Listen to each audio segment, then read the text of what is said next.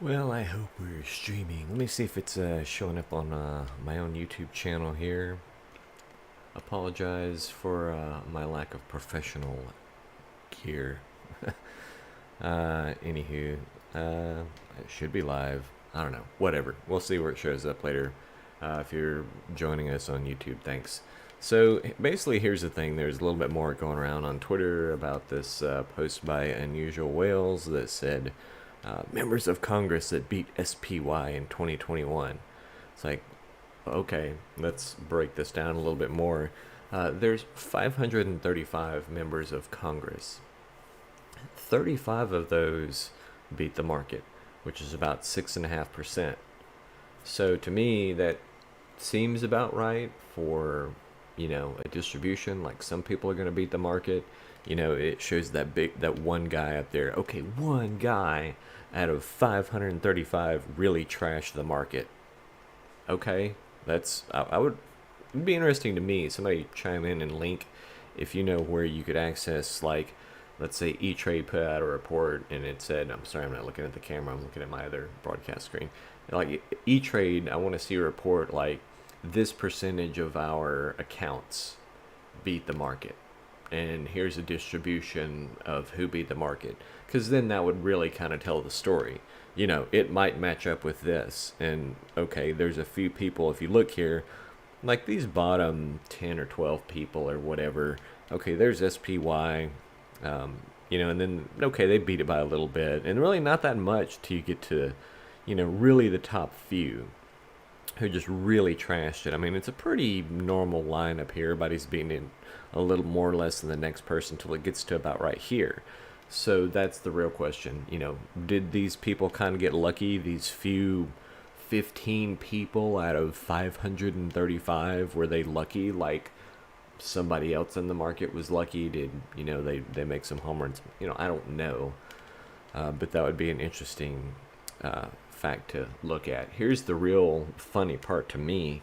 This means also that 93.5% of Congress did not beat SPY, so they're just as dumb as the rest of us. So, me personally, I did okay. I think I beat one of the indexes, like the Q index or whatever. I didn't beat the S&P, but I think I beat like maybe the NASDAQ or something. There's like 3 or 4 indexes, and it showed on my E-Trade account. I beat like one of them. So, I mean, I did okay. I'm not hurting. I'm getting better at it. I'm doing more options trades. That's a different video. But that was what is the really funny part. That means 93.5% of Congress are no better with their disclosed investments than you or I. Which to me is hilarious. It's like, well, you're not any smarter than I am. So that's one of the things I thought that was funny. And here's the other thing. If Nancy Pelosi, I'm going to get down on Nancy here specifically, if she says something about poor people or whatever, she's not poor. I mean, she's worth millions. So I'm not saying you have to be poor to be concerned about poor people. Like, that's one of the reasons I do this channel. I don't consider myself poor, upper middle class probably. Came from poor, but again, that's a different video. But I think the problem with a lot of people in this country is they don't think critically. Like, everybody looks at this Twitter post and they're just outraged that these people beat the market and, oh, they must be dirty. It's like, well, it's only 6.5% of Congress that beat the market. 6.5%. Most people didn't. And then there's all these few, they must be dirty. Maybe, maybe not. I don't know. Maybe they're just lucky. They don't. So, point I'm making is people don't look at the numbers and go, oh, well, that could just be a normal distribution, or, maybe it's a little bit out of line on the distribution, but how much, and this is one year, which is a strange year to be certain because of COVID. Did they make some lucky plays? Like, really anything that you would put in like March of 2020, as the market bottomed out, you'd be doing well. I did in 2008. Like in 2008 when we had the crash, I just scraped together all the money I could and dumped it in the market. So you could, throw a dart and pick a stock and probably do pretty well at like any reasonable stock, like Coca-Cola.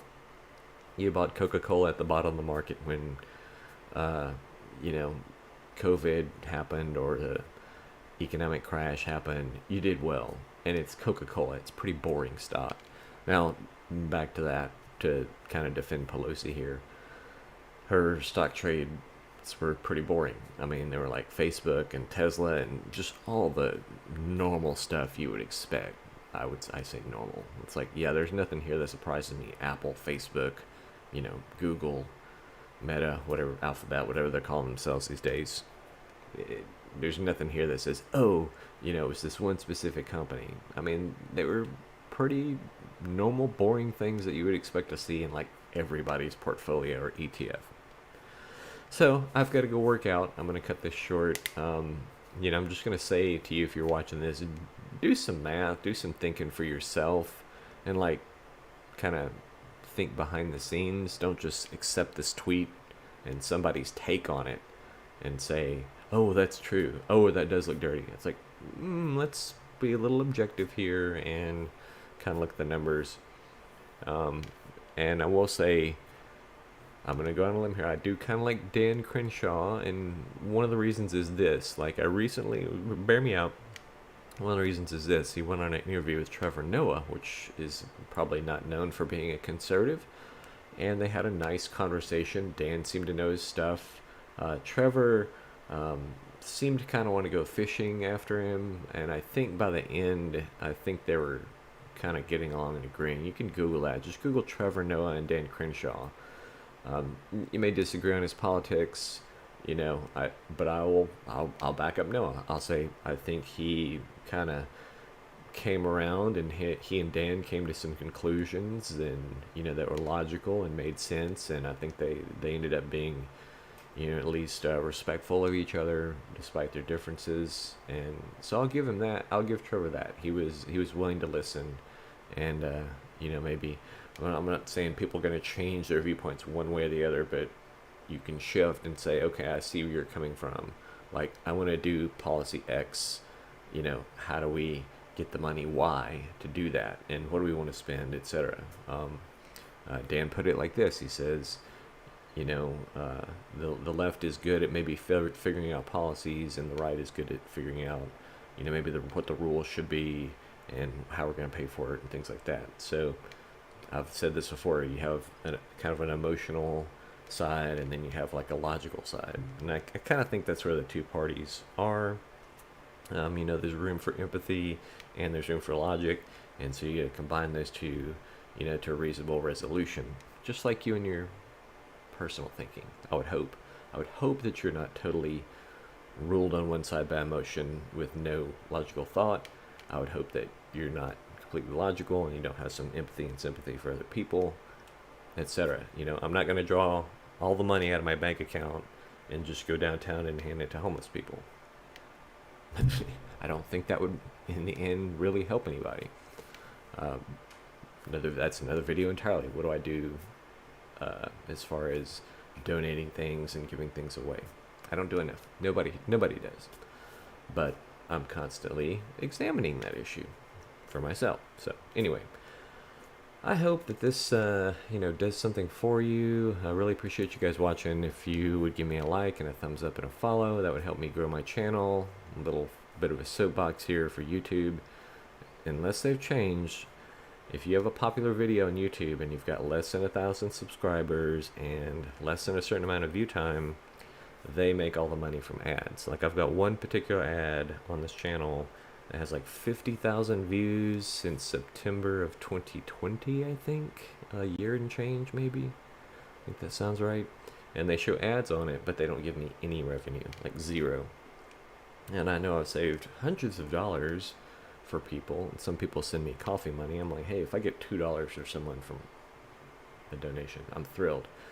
Speaking of donations, I'm going to put that in the bottom if you want to send me $1 for a cup of coffee, because here's what I'm going to also do. I'm going to put links to stock accounts, and some of those are pretty good because if you sign up, you don't have to put any money in. They just give you a stock just to open the account. It might be $3 or $4, but it's free. It's something to get you going. And you can just kind of put, a dollar or two here every paycheck, whatever you can afford. Saving money and investing money makes money for you while you sleep. You got to do that. There's no question, especially with inflation right now. Unless your money's working for you, you're losing out to inflation right now. So anyway, I'll put all those links down there. Give me a like and subscribe because I want to do more videos, kind of, in that vein, in this way of thinking. Like, how do you get ahead financially, and are there easy ways that you can sit down at your computer and make a few bucks here and there? And there certainly are. They're not tricky, and they're not new, and they're not secret. It's just, I think firmly that people just don't seek them out. They're on TikTok watching something dumb, which is fine, if you want to watch some funny video every now and then. But what are you doing in your online activity in your life that is enriching you? Are you working out? Are you staying physically fit? You trying to eat better? You making regular little tiny investments, whatever you can afford. Put money aside that you can afford to lose, so to speak. I don't think you're going to lose money if you buy Coca-Cola and Pepsi and McDonald's. That's not going to be the play of the year. But anyway, we'll talk about that in other videos. I hope if you'll subscribe, give me a comment for sure. Ask me a question, or whatever. I hope this helps, and I gotta go work out. So I'll talk to you guys later.